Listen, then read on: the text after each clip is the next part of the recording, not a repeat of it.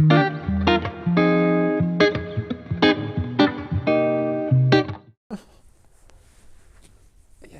Ouch. Your fly's open. I hope you got that on camera. Oh my I got you saying. Well, you don't know who it is. Oh. If it's, is it Austin or Kyle? Its fly's open. We may never find It's out. not me.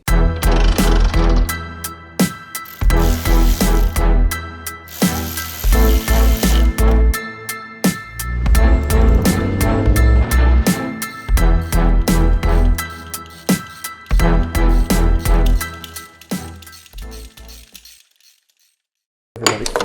Yep. Did you catch that too? Yep. Okay. Too strong to start. All right. So we are like so close to having this motor cradle and everything done, attached to the transmission and in the car, done with it. Start building battery boxes, wiring, all that good stuff. Last piece was getting these timing belts, or this timing belt figured out and how we're going to connect these together. So we've got a I've already forgot, like a GT2 carbon belt here. Do you remember this wasn't the trapezoidal, or was this the trapezoidal? It should be trapezoidal, I believe. I can't remember which was which. Because it's not the rectangle. Is that, what was that one? What was the other one called? I can't remember what the other one was called. I don't remember. I don't either. But I'm pretty sure that one's the trapezoidal. Well, either way, we've got the right one now. Here. In case you want to build your own. Continental. Foreign languages, but synchronous belts. It's apparently, it's got the torque rating for this, more even so than what this is.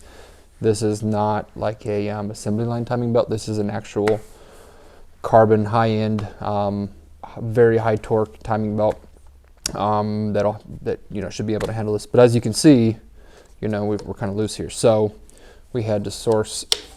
This is why it's taken so long, because we're literally mix and matching pieces. We found timing tensioners that fit this width of belt with our setup here from a Volvo. And I don't know what Volvo model, but timing belt tensioner off of that. And what we're going to essentially do is right now, and I think we'll be able to get the tension we want, is we'll have this timing tensioner over here, and it's the style that you turn, and as you turn it, it's like on an offset. So when you turn it, it actually tightens.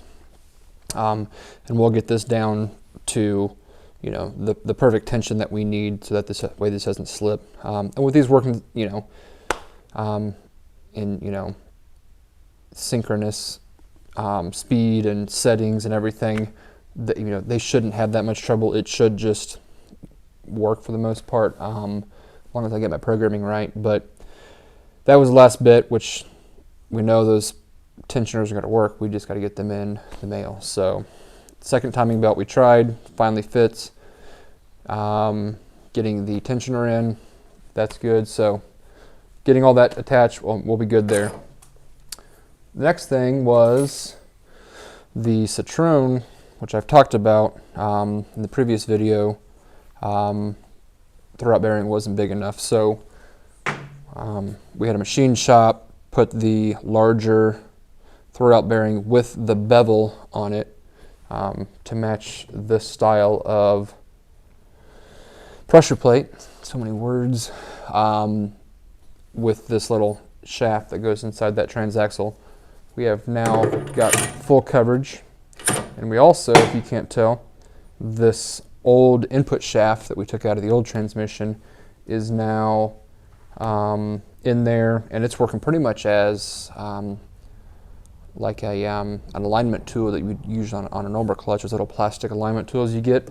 It's nice to have this, because now we have it in there. In the little bearing in here, that's going to hold this little retainer bearing inside of there to keep that input shaft, the new one, in the transaxle from moving around too much. So last little bit of machining and little pieces of, I won't say redneck engineering, because that's where I came from. I think I'm a little elevated more than that, especially with EV stuff.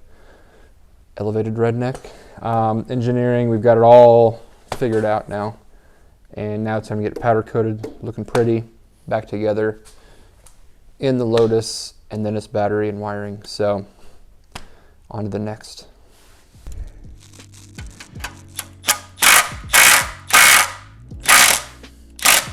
See if we can get it balanced again. Let's see what this does. Actually, just a second.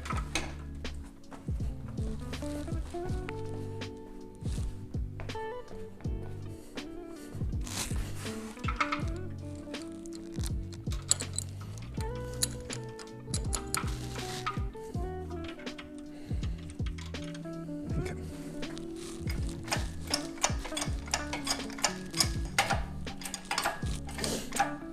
All right, so while Austin does the hard work, we'll keep going through this. So a few minutes ago, you saw, the kind of rough pieces of all this somewhat together, getting the timing belt set up, put together, and kind of roughed in. We still haven't fully tightened it down, but you can see right here that it actually is together. Got a few things just to tighten up, and then of course the belt and get it tensioned down. But the system looks really cool. I love how this thing came out, and you can also see that the powder coating came out really, really nice. It looks professional, because I guess that's what we do, right? But got the new slave cylinder here in, and I measured it to keep it right where the throwout bearing was on the stock setup. So the throw is going to be exactly the same. Outside of a new slave cylinder that's not all rusty and old, the clutch probably won't feel much different than it was before. Because it's the same clutch itself and the same throw, and then just however tight that spring is, which is just a stock tightness, or a stock pressure plate. So I don't think it'll be too bad, but at the same time, we're not going to be shifting this that much anyways, because it's the EV motor, and really the manual's there just to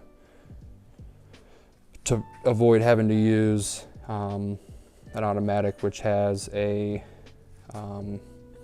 either a computer to control it on like newer automatics, or vacuum and all this based off like intake pressure on a ICE engine, tell it when to shift, and then of course just the torque converter needing a pump.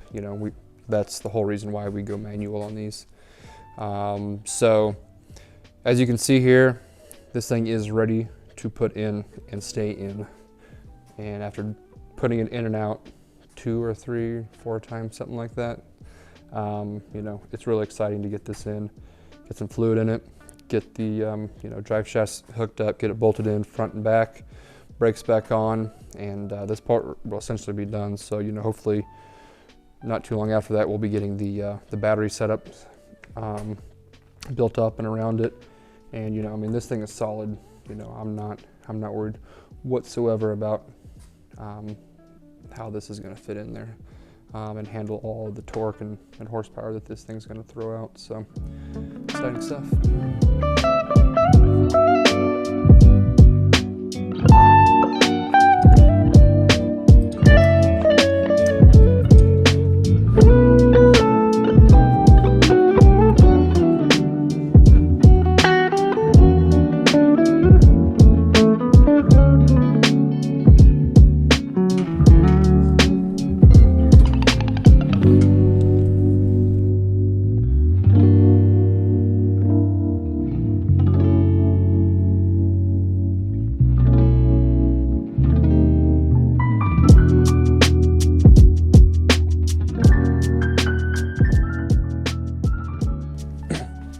All right, so motors, transmissions in there. Next, you will see from the Lotus project is battery building stuff, battery box building more specifically. We've got a couple support sections on this side, couple back here.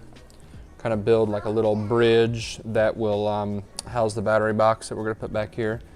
And I think be a pretty cool design, kind of what I got drawn up, but you'll see it in person here pretty soon. So thanks for watching.